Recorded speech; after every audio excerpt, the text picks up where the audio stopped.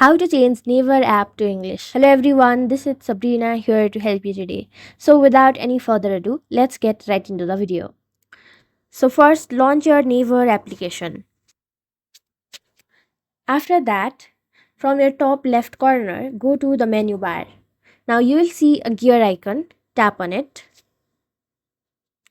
Scroll down and then you will see this globe icon which is represented for language. Now simply select the language that you prefer. If you prefer English, select English. As you can see, there is no option of English in my application, but if yours do, simply select English. But if yours does not as well, go to your preferred browser and open Naver as a web version, and then from there you will be able to change your language to English doing the same process. So that's it. Thank you for watching this video. Make sure to like, share and subscribe to our YouTube channel. If you got any questions, comment them down and I'll catch you in the next one.